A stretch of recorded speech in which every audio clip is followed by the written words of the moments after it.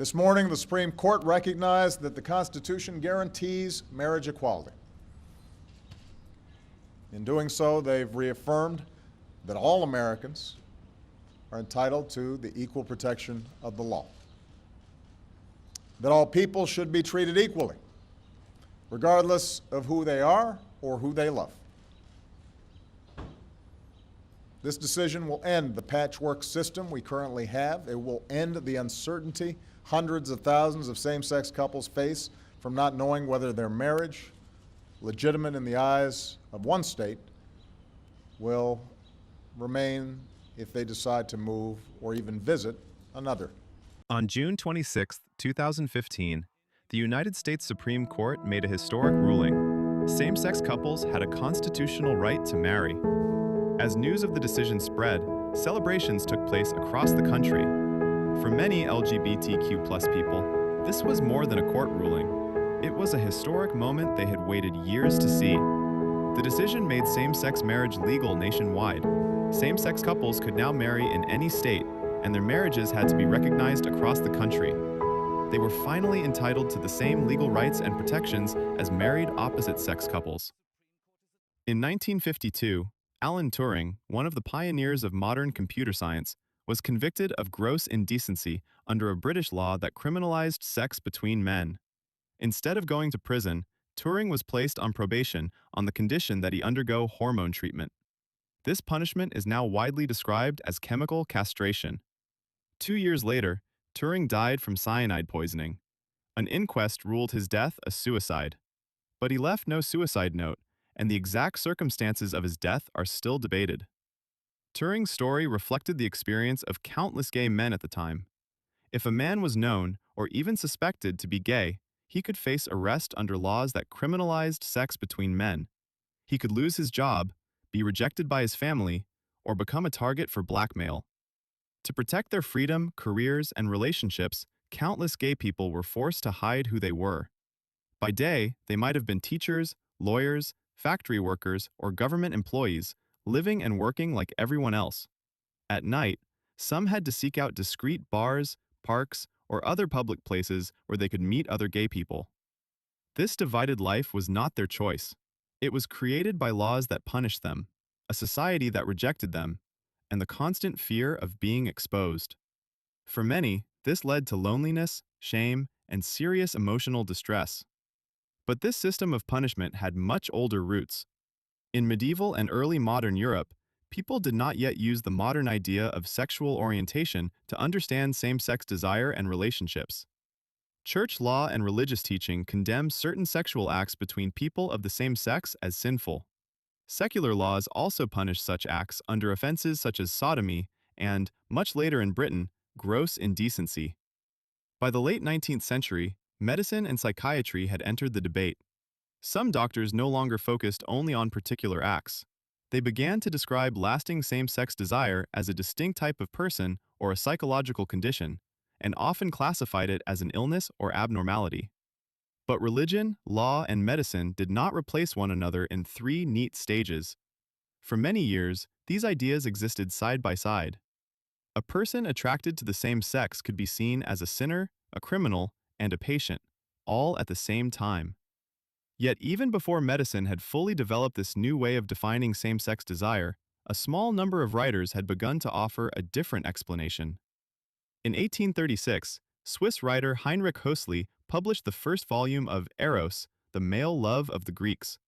Drawing on ancient Greek literature and history, he defended love between men at a time when such relationships were widely condemned.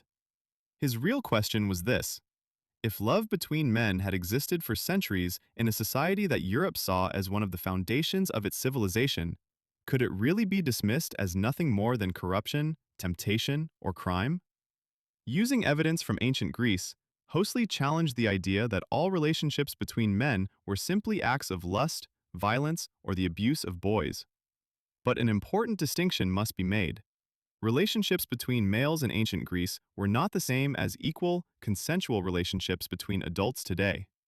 Some involved clear differences in age and social status. The lasting importance of Hössli's work lies elsewhere. He challenged the old habit of treating every form of intimacy between men as the same offense.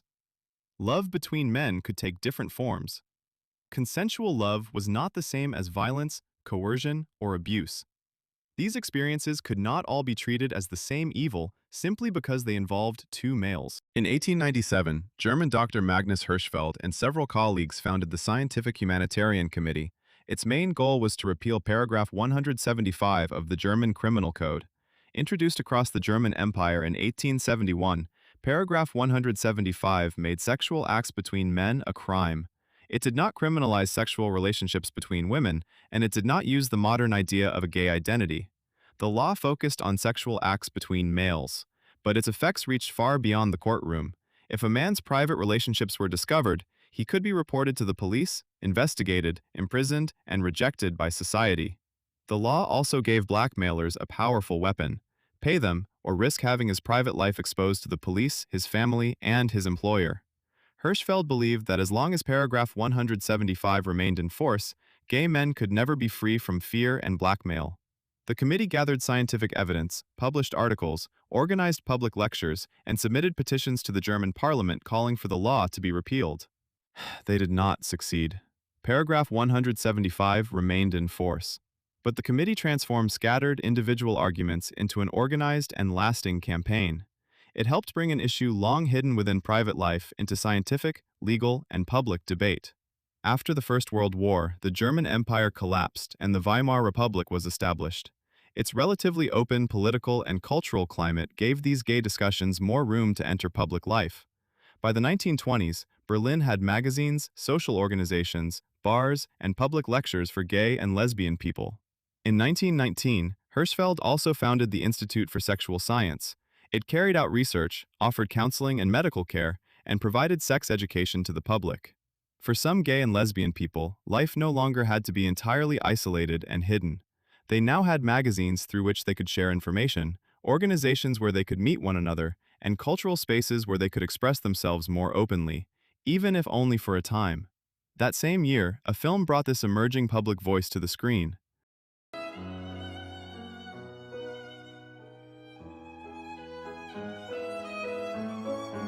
The 1919 film Different from the Others tells the story of Paul Kerner, a gay violinist who becomes the victim of blackmail. The blackmailer uses paragraph 175 to threaten him: pay the money, or his relationship with another man will be exposed. Kerner eventually decides to fight back, but he, too, is prosecuted under the law. Once his sexuality becomes public, his career and reputation collapse. Isolated and rejected, he eventually takes his own life. This was not simply a story about one man's personal tragedy. The film asked audiences to see that homosexuality itself was not the cause of Kerner's suffering. The real cause was a law that turned a private relationship into a weapon for blackmail. In its final message, Different from the Others made a direct public appeal. Paragraph 175 should be abolished. By the time of the Weimar Republic, gay and lesbian people had begun to build their own organizations, meeting places, and cultural life. But this new openness remained limited and fragile. Paragraph 175 was still in force. Queer magazines, organizations, and public spaces could exist only while censorship, policing, and democratic politics remained relatively tolerant. Gay and lesbian people could be visible in certain places, but they still had no secure protection under the law. This meant that if the political climate changed, these newly created spaces of freedom could quickly become targets of repression. In 1933, the Nazi Party came to power. The public life that had slowly grown during the Weimar years was brought to a violent end. Gay and lesbian publications were shut down. Organizations were dissolved, meeting places were closed, and Hirschfeld's Institute for Sexual Science was looted and forced to close. The queer culture that had emerged during the Weimar Republic did not simply lose influence or fade away on its own. It was deliberately destroyed by the state. Meanwhile, in American film and popular culture, same-sex desire did not disappear entirely, but censorship and social taboos made it almost impossible to show openly. From 1934, Hollywood's production code strictly limited what films could say about homosexuality. Filmmakers rarely identified a character as gay or lesbian. Instead, they suggested it through looks, physical closeness, coded dialogue, and other subtle details, leaving audiences to understand the relationship for themselves.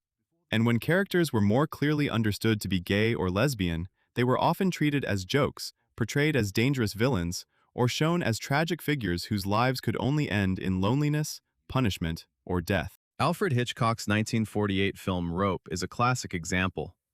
Brandon and Philip live together and share a close, intimate relationship, but the film never openly identifies them as a couple. Audiences are left to understand the suggestion through their behavior, their dialogue, and the apartment they share. At the same time, both men are murderers. Same-sex desire could enter the screen through coded suggestion, but it was often linked to crime, danger, and moral corruption. Outside the cinema, however, gay men and lesbians were beginning to organize. In 1950, a small group of men began meeting secretly in Los Angeles. They went on to form the Mattachine Society, one of the earliest lasting gay rights organizations in the United States. 5 years later, the Daughters of Bilitis was founded in San Francisco. It became the first lesbian rights organization in the country. At a time when being openly gay could lead to arrest, dismissal from work, or rejection by one's family, these organizations gave gay men and lesbians a place to meet, share information, and discuss the problems they faced. By the mid-1950s, much of the movement had adopted a cautious approach to reform. Its members emphasized that gay men and lesbians were respectable, law-abiding citizens who could live as part of mainstream society. They hoped that this message would reduce prejudice and help them gain greater legal and social acceptance. In 1961, the British film Victim told the story of a barrister caught in a blackmail case involving another man. The film exposed a cruel chain of cause and effect. When the law made sexual relationships between men a crime, gay men were often too afraid to seek help from the police. This gave blackmailers the power to exploit their fear. These early campaigns helped growing numbers of gay men and lesbians build organizations, publish magazines, and speak in public. But their main goal was still to prove that gay people should not be punished or excluded, and that they could be accepted within the existing social order. By the late 1960s, a growing number of younger activists were beginning to question this cautious strategy. They no longer wanted to earn limited tolerance by proving that they were respectable enough. They wanted to live openly, resist police harassment, and demand full civil rights. In the early hours of June 28, 1969, New York City police raided the Stonewall Inn. What began as a routine police raid quickly led to several nights of resistance, demonstrations, and clashes. But Stonewall was not the beginning of the gay rights movement in the United States. Long before Stonewall, gay men and lesbians had formed organizations, published magazines, challenged police entrapment, and marched against employment discrimination and unjust laws. Some activists had already begun to speak openly about gay identity, self-acceptance, and liberation. Stonewall mattered because it brought together years of anger, organizing experience, and political ideas in a single event that would become a national symbol. It did not create the movement, but it gave the movement new momentum. It helped it expand more quickly and changed how growing numbers of people took part. Earlier organizations had often followed a cautious path to reform. They argued that gay men and lesbians were ordinary citizens who should not be arrested, fired, or rejected because of their private relationships. Through respectable public behavior, restrained protest, and careful negotiation, they hoped to win acceptance step by step. But a growing number of activists no longer wanted simply to ask society to stop punishing them. They began to come out publicly, affirm who they were, and reject the idea that being gay was something to be ashamed of. The change surrounding Stonewall, then, was not a sudden shift from silence to resistance. Nor did every cautious demand disappear overnight. Campaigns for tolerance and legal reform continued. But coming out, defining one's own identity, and collective liberation began to emerge as more influential forms of political language. Yet visibility and political mobilization could not automatically transform everyone's daily life. Legal discrimination, family conflict, poverty, and social isolation remained. In the decades that followed, gay and lesbian organizations had to do more than fight for rights. They also had to confront problems that were more immediate, and sometimes far more brutal. During the 1980s, the AIDS crisis had a devastating impact on gay and bisexual men in the United States.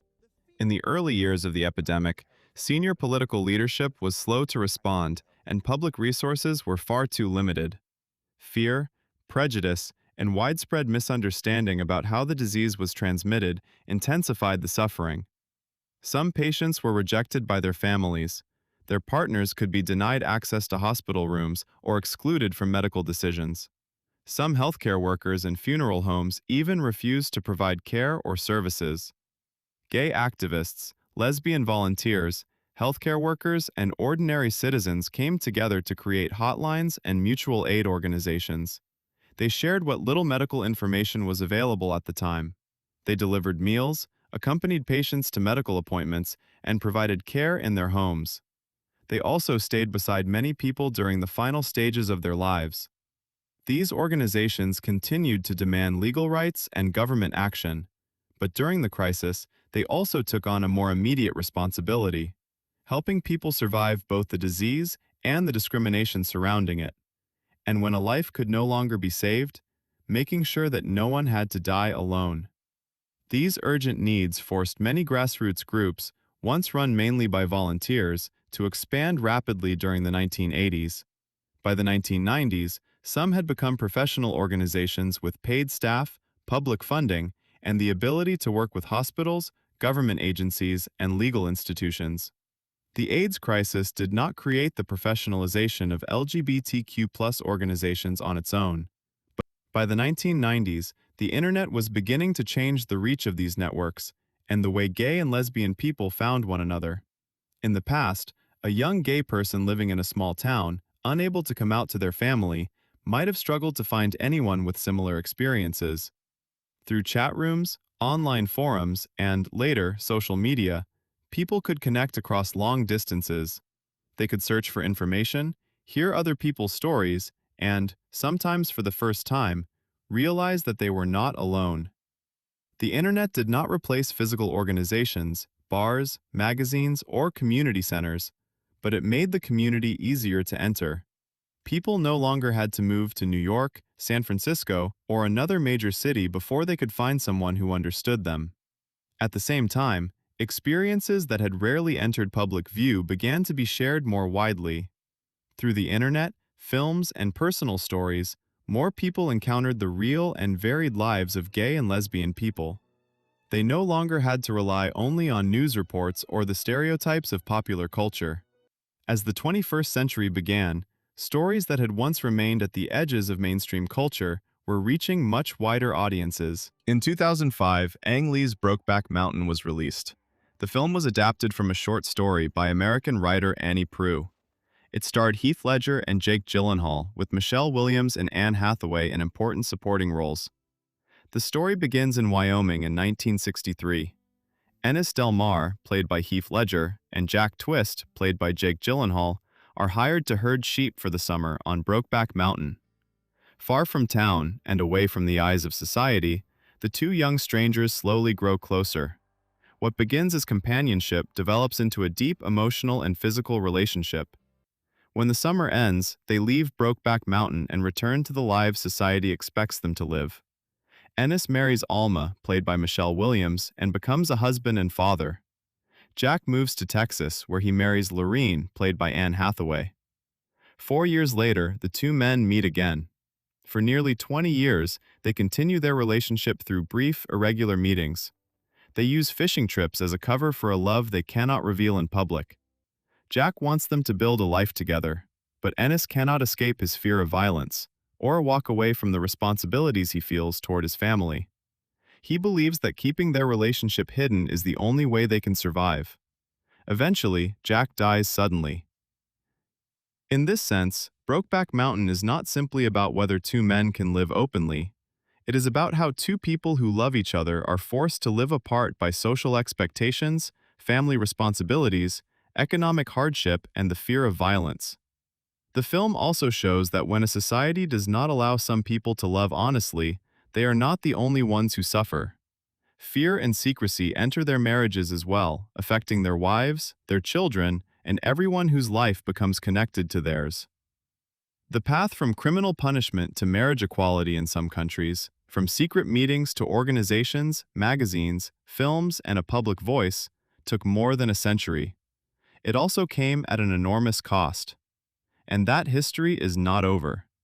Even today, some countries continue to criminalize consensual same-sex intimacy. And even where the law has changed, rejection within families, workplaces, and society has not disappeared with it.